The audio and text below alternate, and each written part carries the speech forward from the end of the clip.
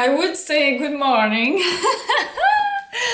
but it's good noon, and yes, I'm still in my, how do you call it in English? In my peignoir, because I feel uninspired, I feel a little bit lazy, feel a bit tired, so I can't get myself to do and get ready. So yeah, everything becomes a mess then, and I become a mess, but I'm getting ready and I'm going to talk about this. Burnout. Let's talk about burnout while I'm getting ready. And I always have a hard time talking and getting ready at the same time, so this is going to be interesting, but I'm going to do my best, so bear with me. First of all, dresser. Time to dress myself. So, an autistic burnout, that's apparently a thing. And apparently everything about me is a thing connected with autism. Literally everything, and that's amazing. Like when you start learning about those things and when you start learning about yourself, they always say like there is no manual to who you are as a human. Well, I found my manual, and it's a blessing eventually. Oops. But I have experienced burnouts earlier in my life, and I always thought it's because I'm a mother and I have 3 kids.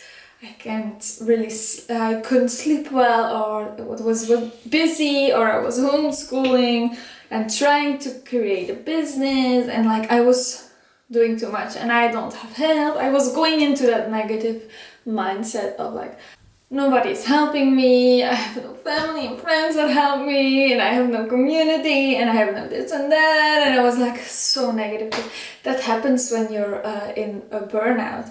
You go into like negative thoughts more because you're tired, because you need rest. And I really thought it was because I'm a mother. So I already had like on this YouTube channel like a video about burnout without knowing I was autistic too. And everyone can get a burnout. It's not just an autistic thing. But I recently found out that being autistic makes the chances of having a burnout bigger. It's probably because your emotions are bigger. You have to process way more emotions, and that's tiring, especially when you have meltdowns or shutdowns. Like those exhaust you so much. I also feel like when I'm working a lot, I get more tired easily. Like for example, me and my husband did work in the garden this week. It was so much fun. I loved it. Like working together in the garden, like there was so much work because we couldn't do it. Like he's working full time and I'm working full time as a mother. And yes, you can get burnout because you're just a stay-at-home mom. That's not just a job, that's a full-time job without breaks. So yes, it's possible. You don't need to be autistic to get a burnout as a mother. Like that's a hard working job. So shout out to all the stay-at-home moms, especially when you're homeschooling. Like wow, you're amazing. Just a little bit of shout out to myself. We were working in the garden, and the next day he wanted to work again in the garden, but I was tired. I was so tired. I needed to sleep. I needed to rest. I was grumpy. I was like easily annoyed. I had no patience. I was feeling so tired. My throat was getting sore. I was feeling like I'm getting a cold, I'm getting sick. If I'm pushing through, I will be getting sick. So yesterday I needed to rest, and I didn't know that was because of being autistic.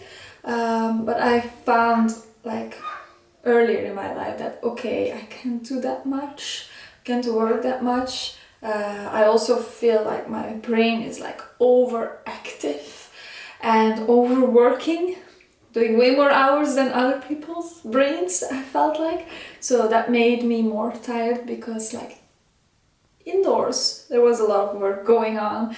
So I knew that then physical, that was not possible to work as much. So I already knew that if I need the breaks, I meditate, I take more showers or baths, and start to eat more healthy earlier in my life. And I'm not making myself ready. Wait a second.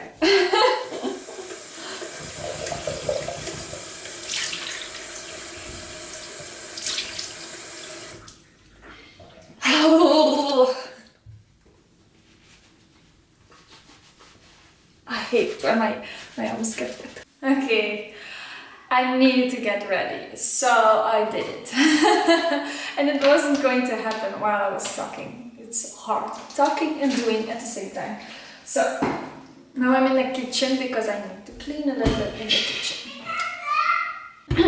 So as I already said, like I already knew a little bit that I couldn't do as much as other people, and I couldn't definitely like do a 9-to-5 job or work all day and push myself. I needed more rest in between, more pauses, more breaks, and I could move mountains. I could do a lot of work in a short period of time, but then needed a lot of recovering time, if that makes sense. So yesterday I felt that way. I felt tired, I felt grumpy, I was really grumpy. I couldn't keep my eyes open. And today I feel more energized. You can see it in this video, like I have energy, I feel less tired. I still feel a little lazy, and I don't like to call it lazy because it hasn't to do with laziness, not because you don't want to do those things, but it takes a lot of energy to like dress yourself up, get yourself ready, and also I have to take care of my 3 kids that I homeschool and are home all day long.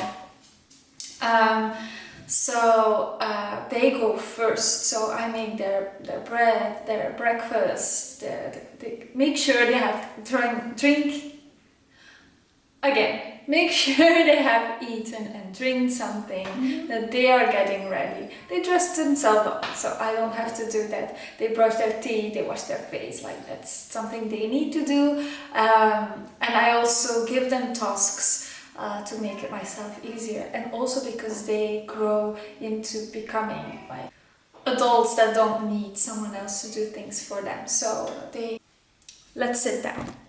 That will maybe be easier. Go into like the plant room.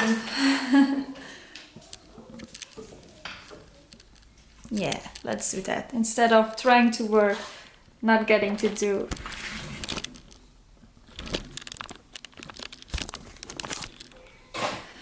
So instead of trying to work, that's not going to work.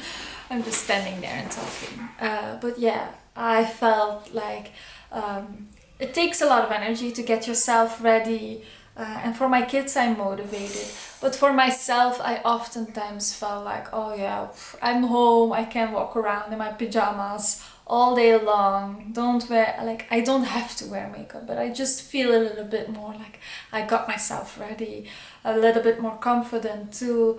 I didn't eat, I didn't drink, I was like neglecting myself completely, making it worse and getting into vicious cycles of being tired, not getting ready, not taking care of myself and feeling more tired, getting sick sometimes. Like I was like, because I couldn't do those things, or like I had to push, and it all felt so exhausting and so hard to get up, to get ready. I already have to get my kids ready, take care of my kids. That already was a lot for me. I don't get to have breaks or be alone, or like I didn't have time to recover because I have my 3 kids that I love so much, and I was pushing myself to take care of them, and started neglecting myself. That's the best I could do back then. They're getting older right now, so like, look at this, they are playing in the living room, they are painting. So I am very nervous to see what they have painted, but like, I hope they stick to their paper. But they can play a little bit and I can do something like clean or maybe take some rest. Rest for me is like do a meditation of 5 or 10 minutes. And that's the best tip that I can give you, meditation. If you have a hard time just sitting still and closing your eyes and just sitting there, your mind can be very active, especially when you're autistic, like your brain is like extra active. It's working double amount of energy. So I can imagine that's hard. What you can do is 2 things. You can like close your eyes and name like in, out, in, out. So you make your brain focus on your breathing. If that doesn't work, you can find a guided meditation. Like YouTube is all of it. Like there are so many types of guided meditations. Like I sometimes search for like more energy, a healing guided meditation, feel more energy guided meditation, just relaxing guided meditation, a fairy meditation, like spiritual awakening meditation, like no matter what. And I think 10 minutes is the best for me personally, because it makes me kind of tumble into like almost sleep. I don't fall asleep. I'm a mother. I'm very aware of the fact like I can't sleep. My kids are here. I can't sleep. So like I always wake up again. Like I feel like myself going into like almost sleep and then getting back up. That for me, I don't know why, but that's enough to have like an energy boost, because 10 minutes of sleep is like an hour of sleep. 20 minutes of, what did I just say? 10 minutes of meditation is like an hour of sleep. 20 minutes of meditation is like 2 hours of sleep. So it's powerful and amazing. So I really, really recommend trying to meditate. Like I can imagine if you're autistic and have ADHD at the same time, this is going to be difficult. But I really, really like take that moment, and mindfulness is very powerful for us, for everyone, but like I think for us it's extra important. My daughter had burnouts. When she did go to school, she always became very tired, was having meltdowns all day long in the classroom. It's not that I just keep my kids at home for no reason. Like even if you do that, if you're not for the school system, which I am, like I am not for the school system, especially when you're autistic, because it's like a very neurotypical way of learning that doesn't fit everyone, especially when you're neurodiverse. Like mostly you're not going to fit into school. So if you're choosing it for your personal reasons, because it doesn't feel right for you and for your kids, like do it. For me, that's also a reason. Like I don't really am behind the school system. For me, school is very traumatizing. But we wouldn't have homeschooled if it wasn't for my daughter having such a hard time. She stopped talking. She was having meltdowns all day long and she became sick. We have tried with different ages, 3 different schools. We have really tried. Everywhere was the same. Meltdowns, feeling sick, and her mood was like, I was afraid that she would become depressed. She was constantly getting sick. So that's a form of like meltdowns, and then having like burnouts. I feel so emotional. It's so sad for her, but I'm so happy that we can do this, that I can stay home and homeschool my kids, because it's so important. And burnouts can happen from a very young age, and it can happen when you're in school. So if you have kids that are going to school and you have them diagnosed maybe you can have like an agreement with school that when they are like showing burnout symptoms, that they maybe can stay home, because it's very important for when you are going through a burnout, or your kids are going through burnout or feeling very tired, they will act more autistic too. They will have more shutdowns, they will have more meltdowns, they will stim more, they will be like very irritated quicker. And yeah, you will see like every autistic person is different, so you will see like them becoming like more autistic. That's the sign, that's the first sign. So really be aware of your own signs.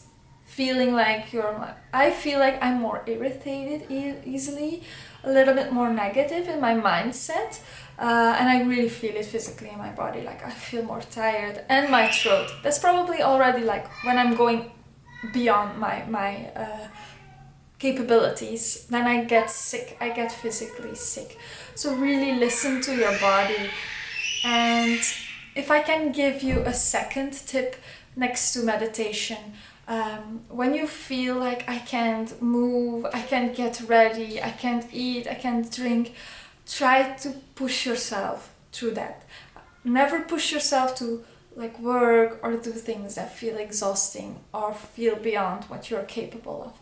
But the mistake I did was give in to that feeling of I can't, I feel too tired, it's too much. It makes you more vulnerable. Like if you don't eat, you have no, maybe you can't, because of hunger, you get more prickly, more irritated. You're going to be more vulnerable for meltdowns. I will have to go to my kids. I hear them making noise, like so I'm going to keep it short. But like you will be easily getting meltdowns and then feel way more tired. It takes more energy than to recover again and again and again. So eat, and please try to find something healthy. I did go then to chocolate. I ate chocolate all day long because it just numbed the hunger, the feeling of hungry. So eat a banana. If you don't want to put a lot of work in it, if you like bananas, find a safe, healthy food. That's very important. For me, that's bananas. Or a smoothie. I made a smoothie, and something that will keep my energy high and is healthy and is feeding me. Drink water. If you don't like water because it has no taste, maybe you can drink a healthy tea with a little honey in it. Maybe there's something else healthy that you can drink. But make sure to eat and drink and to get ready in the morning. Wash your face.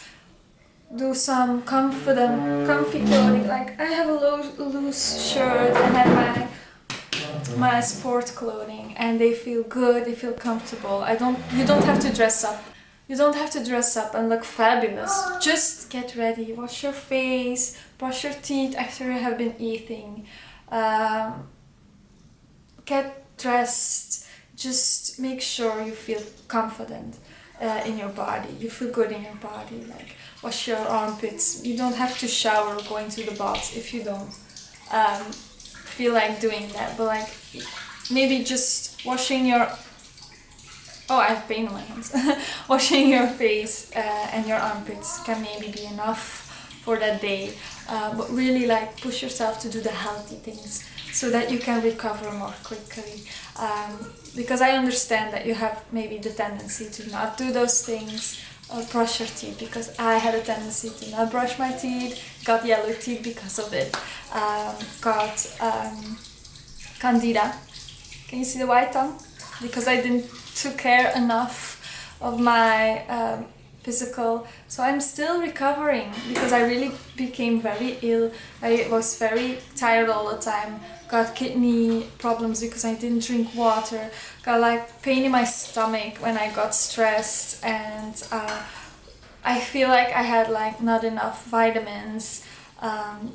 Became sick very easily on my throat and in my mouth, and like, so if I can give you a tip, take care of your physical body. Okay, and the last thing, my kids needed me. They were painting, their hands were all over paint, there was paint on the floor, we needed to clean that. So here I'm back. If there is one thing that I can add to the list of, try to meditate, take care of your physical health, eat, drink, and wash yourself in the morning. Get yourself ready and dressed. Last thing that I'm going to add is when you feel ready, feel like you have had some rest, feel recovering, go outside into nature. Nature is the best healer, is the best thing that can calm you down, that can make you feel good mentally, not only physically but also mentally. So taking a walk in the forest, in the park when everyone's going to work or the kids are going to school, go to a place where you know it's peaceful, calm, maybe just your garden. If you have a garden or a forest or a park in the neighborhood, go outside and be in nature. That's very important. So I hope you had something on this video. Thank you so much for watching, and if you like this video, like, subscribe, and see you later. Mwah.